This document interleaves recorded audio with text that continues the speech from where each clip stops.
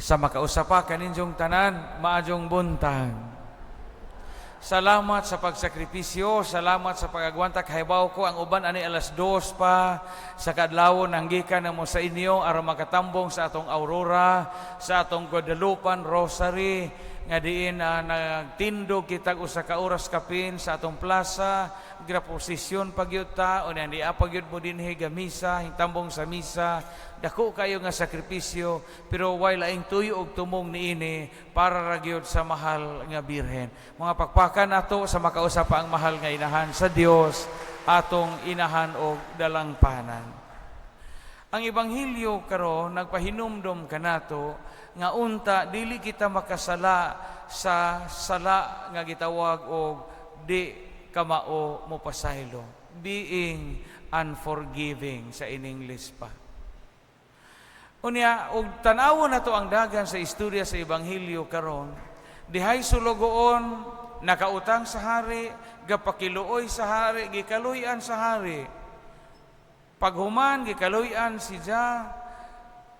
Ang problema kay diha man po'y nakabaylo ni Jah. Wa naman siya maluoy. Ijang gilabni o gituok.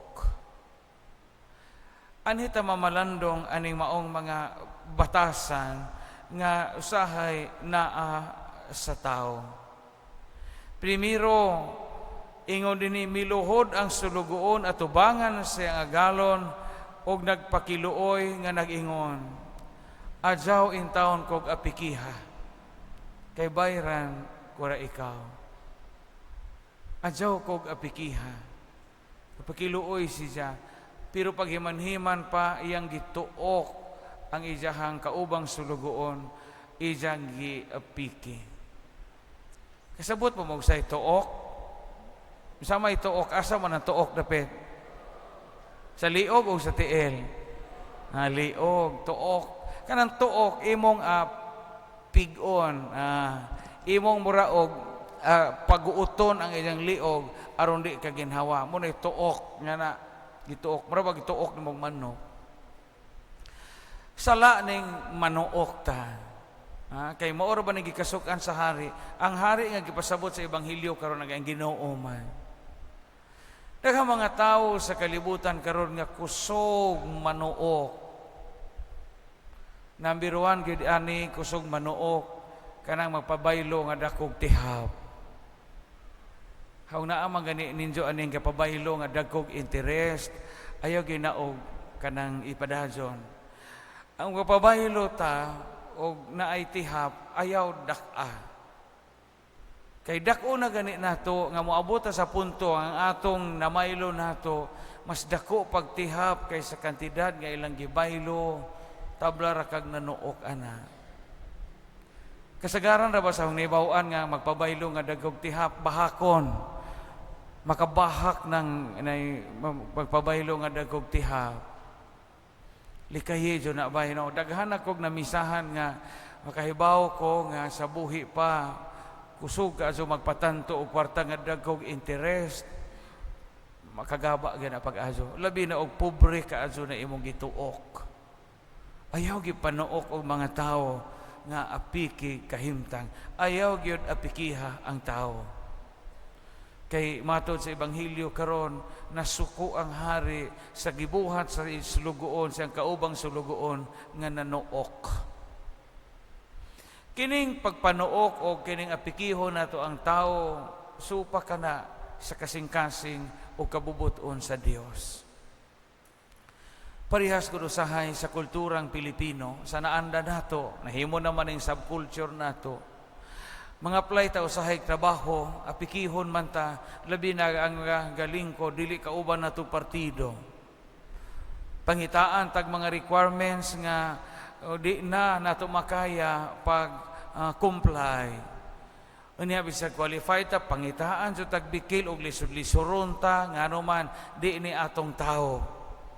Di ni atong partido. Ato isuksok ring wahibang kaagan, isuksok ring munamunang buloka, kay lagi ato maning leader pag eleksyon. Giapiki na to ang tao, manubag so tanas Ginoo bay. Manubag og hayahay, mahayahay, mangita din sa kalibutan. Manubag jud ta nas laing kinabuhi o maminaw ta sa Ebanghelyo karon. Mga ugangan nga dagko mong juta, hayahay mo pagkabutang, adyaw ninyo apikihan ng inyong mga anak nga bag-o pang minjo. Kanang wa pa mahiluna sa ilang kinabuhi, kaswal pa sa munisipyo or kaswal pa sa ilang pagpanarbaho, mo pa'y pagsugod sa ilang kaminjoon, adyo sigihig boy-boy. Adyo naglayas din awagan kasi gira kagkabuntes. Unya kusog ka mukaon, ano yung bugas o sa kasako. Ayaw apikiha. Maglain ra lagi na puhon. O maglain na puhon, asa na mulingi o makaigit-igit na ka. Maot ning mga piki og tao. Maot ning manuok tag mga tao nga di makabawas nato. Ipahinumduman kita sa Ebanghelyo ni Ana.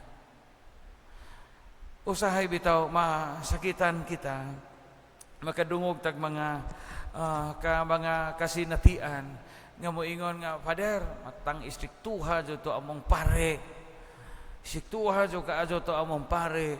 Kay wa misahi ang among minatay, kay wa kaabot sa unsay aransel o unsay rate sa stipend. Manubag mi sa Ginoo ni Ana. Ayaw gyud panuok o ayaw gyud pangapikiha ang tao. Ngano man nganong di man ta angayang manuok o di ta angayang moapiki sa tao, wa po ta apikiha sa Ginoo. Mo'y rason ana o mamina ta sa Ebanghelyo karon. Kay kitag apikihon ta sa Ginoo di paigo ni ato mga maadjong buhat sa kadaghan sa ato mga saha. Mo bitaw ini human sa mahanamo sa misa na ilinya diha nga moingon ang pari, ayaw tagda ang among mga sala kundili ang pagsalig sa imong simbahan. Bitaw na. Mangayo kami Ginoo ana nga linya imong luwasod sa tang daotan, hatagi kami sa imong sunod ana, ayaw tagda ang among pagkamakasasala, look not in our sins but on the faith of your church. Kaya ba mangutanag sa'yo, pasabutan na ayaw panumbalingan ang among pagkamakasasa. Kay panumbalingon sa Ginoo ni atong pagkamakasasa o pagkamasalaypon, o dyan muna ito tayo ato. Mayon si San Agustin, o dyan mo'y ato gawa sa atong pagkamakasasa. Nothing is ours except our sinfulness. Sa paningkamot nga sa atong kinabuhi, ayaw gyud tuk-a ang tao. Ayaw ipikiha ang tao. Kaya ato ng buhaton, di malipay ang Ginoo. Amen. Manindog.